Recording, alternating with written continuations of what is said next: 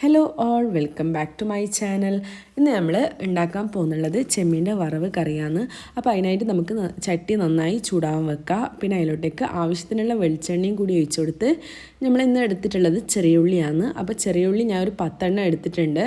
നിങ്ങൾക്ക് വേണ്ടത്ര എടുക്കാം കേട്ടോ.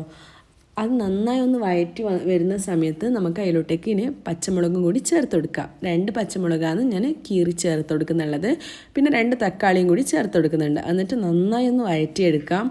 ആ ഒരു ഗ്യാപ്പിൽ നമുക്ക് വെളുത്തുള്ളിയും ഇഞ്ചി നന്നായി ഒന്ന് കുത്തിയെടുത്ത് അതിലേക്ക് ചേർത്ത് കൊടുക്കാം. അപ്പോൾ സിമ്പിൾ റെസിപ്പിയാണ്, എല്ലാവരും ട്രൈ ചെയ്ത് നോക്കുക, ഫീഡ്ബാക്ക് അറിയിക്കുക.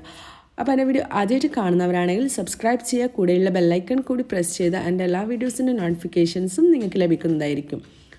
അപ്പോൾ ഇനി നമുക്ക് അതിലോട്ടേക്ക് ചേർക്കേണ്ടതെന്ന് വെച്ചാൽ കുറച്ച് ഉപ്പും കൂടി ചേർത്ത് നന്നായി വഴറ്റിയെടുക്കുക. ഈ ഒരു രൂപത്തിലാവുമ്പോൾ എണ്ണ തെളിഞ്ഞ് വരുന്ന സമയത്ത് നമുക്ക് അതിലോട്ടേക്ക് പൊടി മസാലകളൊക്കെ ചേർത്ത് കൊടുക്കാം. അതിലോട്ടേക്ക് ഞാൻ ചേർത്ത് കൊടുക്കുന്നതെന്ന് വെച്ചാൽ 3 ടീസ്പൂൺ മുളക് പൊടി ചേർത്ത് കൊടുക്കുന്നുണ്ട്. പിന്നെ 1 ടീസ്പൂൺ മല്ലിപ്പൊടി, 1 ടീസ്പൂൺ മഞ്ഞൾപ്പൊടിയും കൂടി ചേർത്ത് കൊടുക്കുക. അതൊക്കെ നിങ്ങളെ ചെമ്മീൻ്റെ അളവിനനുസരിച്ച് ചേർത്ത് കൊടുക്കാവുന്നതാണ്. അപ്പോൾ ഞാനിപ്പോൾ എടുത്തിട്ടുള്ളത് ഒരു പാത്രം ചെമ്മീനാണ് എടുത്തിട്ടുള്ളത്. അപ്പോൾ ഒരു 1/2 കിലോ 1/4 കിലോ ഒക്കെ വരുമായിരിക്കും. അപ്പോൾ നിങ്ങളെ അളവിനനുസരിച്ച് കൂട്ടുകയോ കുറയ്ക്കുകയോ എന്ത് വേണമെങ്കിലും ചെയ്യാം കേട്ടോ. അതുകൊണ്ട് നന്നായി ആ മസാല ഒന്ന് വഴറ്റിയെടുക്കുക. പിന്നെ അതിലോട്ടേക്ക് 1 ഗ്ലാസ് വെള്ളം ഒഴിച്ചു കൊടുക്കുക. എന്നിട്ട് നന്നായി തിളപ്പിച്ചെടുക്കുക. അതിനുശേഷം നമ്മുടെ ചെമ്മീനും കൂടി ചേർത്ത് കൊടുക്കുക. വെള്ളം ഒഴിക്കുന്നത് ഞാൻ കാണിക്കുന്നില്ല, എനിക്ക് മിസ്സായിപ്പോയി അത് ഒഴിക്കുന്ന സമയത്ത്. എന്നിട്ട് നമ്മുടെ ചെമ്മീനും കൂടി ചേർത്ത് കൊടുത്ത് നന്നായി ഒന്ന് ഇളക്കി വേവാനുള്ള ആ ഒരു സമയം കൊടുക്കുക. അതിന് മൂടി വെച്ചിട്ട് വേവിക്കുന്നെങ്കിൽ അങ്ങനെ ചെയ്യുക, ഇല്ലെങ്കിൽ തുറന്ന് വെച്ചിട്ട് വേവിക്കുന്നെങ്കിൽ അങ്ങനെയും ചെയ്യാം കേട്ടോ. അപ്പോൾ എളുപ്പമുള്ള റെസിപ്പിയാണ്.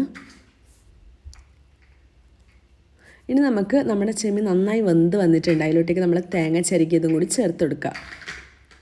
എന്നിട്ട് നന്നായി ഒന്ന് ഇളക്കി കൊടുക്കുക.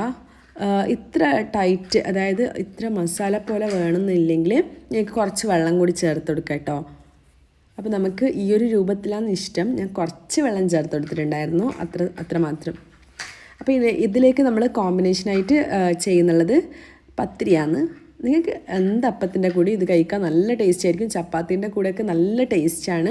അപ്പോൾ ഇന്നത്തെ വീഡിയോ ഇത്രയേ ഉള്ളൂ. അപ്പോൾ നമ്മൾ പത്തിരീൻ്റെ റെസിപ്പി ഞാൻ ചെയ്തിട്ടില്ല. ഇൻഷാ അല്ലാഹ് നെക്സ്റ്റ് വീഡിയോ പത്തിരീൻ്റെ വീഡിയോ ആയിരിക്കും.